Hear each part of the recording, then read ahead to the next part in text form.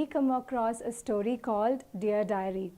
In this story, we come across many new words. Shall we learn the word meaning of these words? Let's look at the first one. Spilling. Allowing liquid to run from a container accidentally. It's always good to clean up after spilling something on the floor. Scolding. An angry rebuke. Dismay. Disappointment. We all feel dismayed sometimes, right? Moreover, adding something to what has already been said. When you are talking something and you would like to add something to it, we can use the word moreover. Frowned, had an angry look. Hopscotch, an outdoor game. Wagged, move rapidly from one side to the other. Usually dogs, they wag their tail when they are happy or when they look at somebody who is friendly to them. Now, I'm going to read few sentences that is given in the book, and you have to tell me which word is suitable for these sentences. Let's look at the activity that's given in page number 29. A vehicle that carries children to school. What is that? It's school bus, that's right. A box with food that children carry to school. We usually call it a lunch box. A game in which a pattern of numbered squares is drawn on the floor and children play by hopping from square to square. Hopscotch, yes, we just learnt the meaning. An alarm made of brass used in schools to make a ringing sound. School bell. Most of us wait for the school bell to ring to go home. A thing that increases knowledge and is bound and stitched. It's a book. Most animals have it. Some animals wag it when they are happy. I just told you all, it's a tail. A vessel in which one usually drinks milk or water. What is it called? It's a glass. Very good. Now it's time to learn some grammar. Today we're going to learn more about proper nouns and common noun. So what is a proper noun?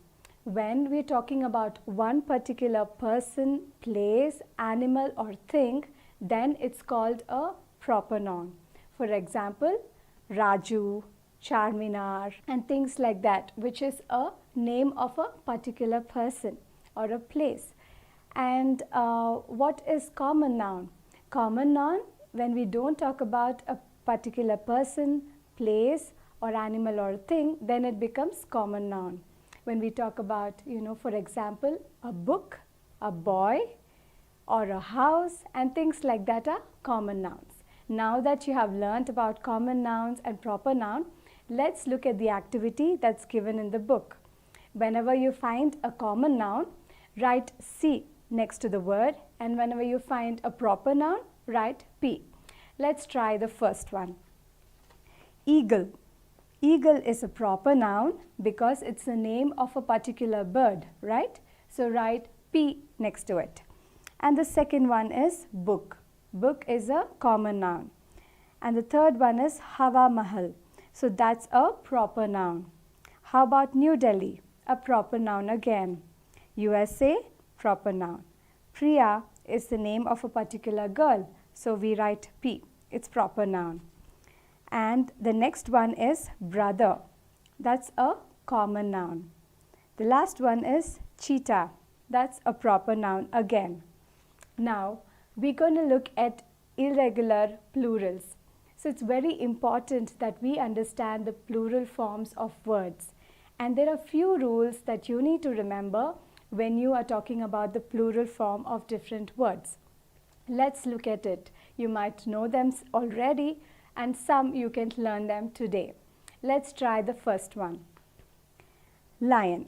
The plural form of lion here, you can just add S and it becomes lions.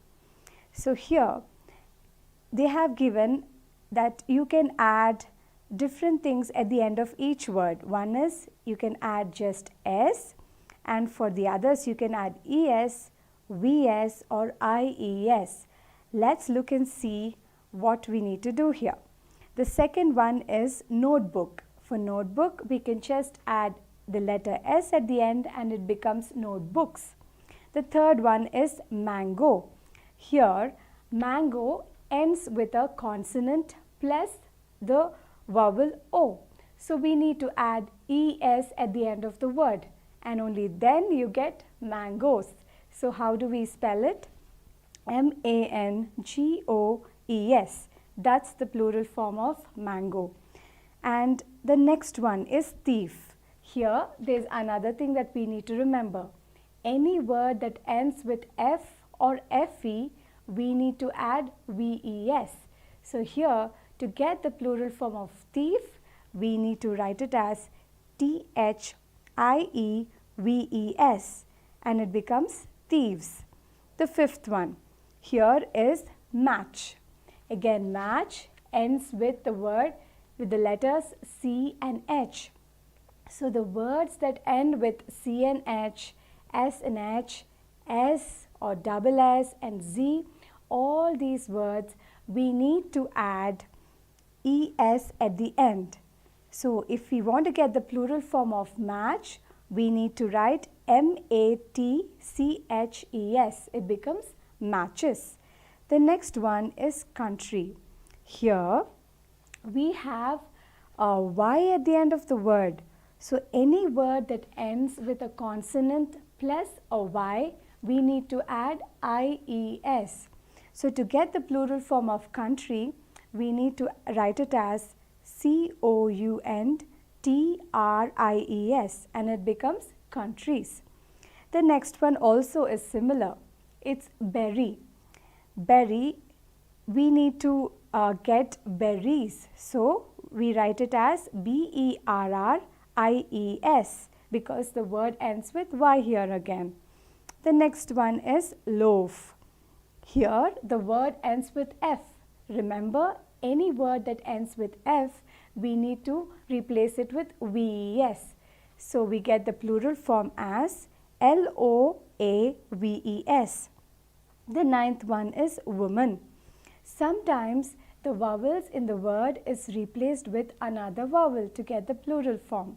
Like woman is, the plural form would be women. So we need to write it as WOMEN. And the last one is mystery. Can you try guessing this? It ends with a consonant plus Y. So then we need to end it with IES and then you get the word mysteries. We spell it with MYSTERIES. Now we're going to learn about homophones. Most of us know what are homophones, right? The words which sound similar. We pronounce it just the same, but the meaning is entirely different and also the spelling is different. Let's look at some of the sentences that's given in our book. So as I read it, you have to tell me which word is suitable for this sentence. Let's look at the first one. I will write a letter to my dear friend. So which word is suitable here? Is it WRITE or RIGHT? It's WRITE. We are talking about writing a letter. The second one, I have an orange but I want an apple too. They're talking about another fruit, so it's TOO. And the third one, Rohan cannot bear the pain in his stomach. They're not talking about any animal, so the spelling here would be BARE and not BEAR. The fourth one, Ashta knew about her birthday surprise. So here the spelling would be KNEW. William does not know the rules of Kabaddi.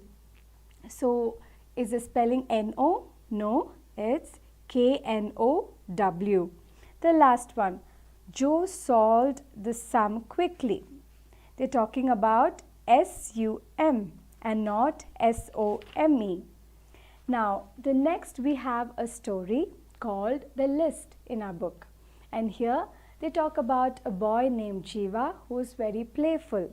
It's an interesting story and I hope all of you have read it. Now let's look at some of the word meaning that we can learn today. The first one here, playful. Playful means in an amusing mood. Jiva was a very playful boy. Craft, an activity that requires manual skill. All of us love to go to craft class, right? Crumbled, creased and wrinkled. Apologize, to ask for forgiveness. It's always good to apologize after doing a mistake. Embarrassed, ashamed. It's all right to feel embarrassed sometimes. Now we learned the meaning of these words. So we're going to look at some of the similar words that are given here, and we have to fill in the blanks in each of these sentences using the appropriate words. The first one, the weather remains dash in spring. We have few options here. Which one do you think is suitable? How about we try pleasant? Yeah, during spring the weather remains pleasant. All students are dash to participate in extracurricular activities. All students are crumbled? No, it's required. That's correct. All students are required to participate. Preeta dash her 10 rupee note. Which word do you think is appropriate? Crumbled. Correct. John behaves in a very dash way. John behaves in a very playful way. Ria dash that she had left her water bottle at home. She realized. The students dash for their mistake. The students apologized. That's the right one. Now it's grammar time again. This time we're going to learn about collective nouns. Have you heard the words like troop, deck and pile?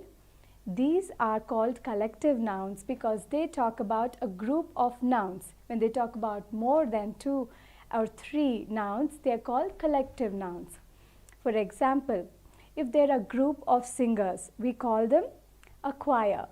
How about if there are a group of musicians, then we call them a band. Very good. In the same way, there are more collective nouns in this match the following. Let's look at column A and column B, and we can connect and see which one is suitable for each of these words. The first one here is lions. In page number 37, we have column A and column B. And lions, what would we call a group of lions? We call them a pride, like in the movie Lion King, right? And the second one are ships. Ships, how about ships? We call them a fleet of ships. Flowers, a group of flowers, we call them a bouquet. We usually love to give bouquets for occasions. And cards. Cards are deck of cards. How about trucks? Trucks, we call them as a convoy of trucks. And the next one is caterpillars. Caterpillars are army of caterpillars. Actors, how about actors? Troupe of actors. And the last one, student. That's very easy. A class of students. So this is how we can use collective nouns easily when we want to talk about a group of things, group of nouns. Next time when you see them, remember to use these words. Hope you all remember all that we learned. Have a nice time. Bye-bye.